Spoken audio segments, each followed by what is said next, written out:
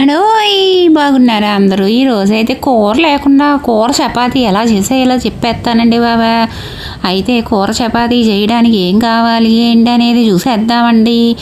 ఒక గిన్నె తీసుకుని దాంట్లో కప్పుడు గోధుమ పిండి వేసేసుకుని చక్కగా నీళ్ళు పోసేసుకుని చపాతీ ముద్దలా అయితే కలిపేసుకోండి. చపాతీ ముద్ద కలిపేసుకున్న తర్వాత కాస్త నూనె దట్టించి దాని మీద కాస్త అలా అలా కలిపి దాన్ని ఒక అరగంట రెస్ట్ అయితే ఇచ్చేయండి. విశ్రాంతి తీసుకోమనండి ఆ పిండిని.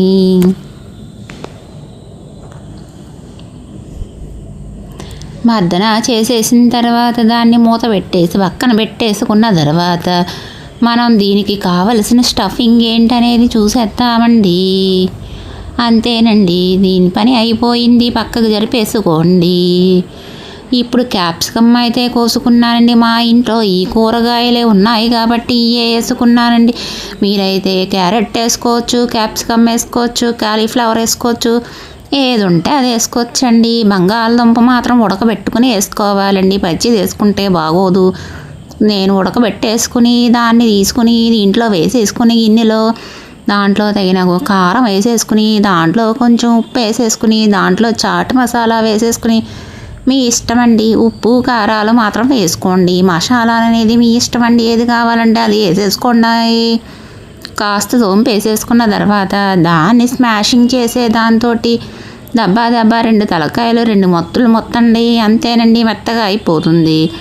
ఇప్పుడు మనం తరిగి పెట్టుకున్న కూరగాయల ముక్కలు వగేరా వగేరా అన్ని దాంట్లో వేసేసి చక్కగా కలిపేసుకోండి. అంతేనండి, కలిపేసుకున్న తర్వాత మన స్టఫింగ్ అయితే రెడీ అయిపోతుందండి.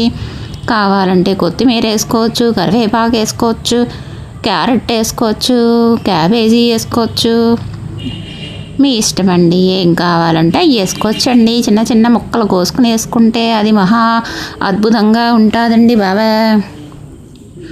ఇప్పుడైతే ముందుగా చపాతీ చేసేసుకుని దాని మీద ఈ స్టఫింగ్ పెట్టేసుకొని చక్కగా కూరంతా ఈవెన్గా అయ్యే వరకు మనం అలా అలా అలా అలా ఫ్యాషన్గా స్పూనుతో అటు ఇటు ఇటు అటు చేసేసుకున్నామనుకోండి, అయిపోతుంది. దాని మీద ఇంకో చపాతీ పెట్టేసి చుట్టూ నీళ్లు తడి చేసుకుని దానిని అలా అలా అలా గట్టిగా ఒత్తేసామనుకోండి, ఎటు కదలకుండా 2 చపాతీలు ఒక్కటిగా ఉంటాయండి. లోపల కూర కూడా అలాగే ఉంటుందండి. ఇప్పుడు మనం పెనం వేడి చేసుకుని ఆ పెనం మీద కాస్త నూనె వేసుకొని నెయ్యి కానీ నూనె కానీ ఏదైనా వేసేసుకోండి, పర్వాలేదు. ఇప్పుడు చపాతీ వేసేసుకోండి. కొంచెం చిన్న మంట మీద మాత్రం కాల్చుకోండి ముందు, తరువాత మీ ఇష్టం అండి. ముందు మనం చపాతీలు ఎలా కాల్చుకుంటామో అలాగే కాల్చుకోవాలండి బాబు. కొంచెం అటు ఇటు ఇటు అటు తిప్పుతూ ఉన్నామనుకోండి, చపాతీ సాఫ్ట్గా మెత్తగా వస్తుందండి. అయిపోయిందండి. 2 చపాతీలు తినేవాళ్ళు ఈ చపాతీ ఒక్కటే తింటారండి. ఎందుకో చెప్పండి, 2 చపాతీలు కలిపి 1 చపాతీ చేసాం కాబట్టి అండి.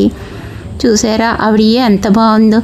నేను ఇంత కష్టపడి చేసినందుకు లైక్లు, షేర్లు, కామెంట్లు ఇస్తారని మీ అందరికీ వినయపూర్వకంగా వేడుకుంటున్నాను.